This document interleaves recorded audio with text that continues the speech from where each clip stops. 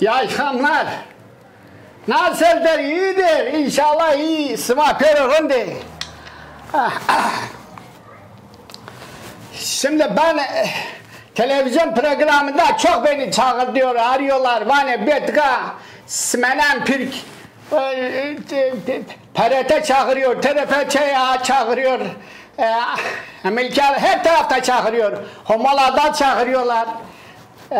Somali'de ben gamidani vani bir kıdaat hocam bir televizyonda çık ama ben hiç çıkmıyorum orada. Hep bunda çıkıyorum. Birbirinize sahip çıkın.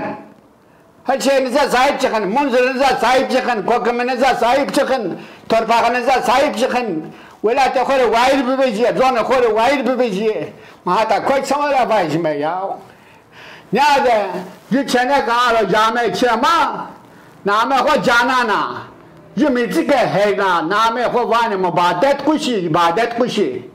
A mirzik a çene ke zire sağlık do. Ava hızır voku dest çekü zona makası iken. Dest çekü. Mamari sevgi okunde mirzik için mi? Yüzü yonu kırra pekiyor ya. Mangi ben sakımı kadar ya. O kadar esma jon. Yeter daha. Artık yeter daha. Ma böyle nereye kadar gider ha?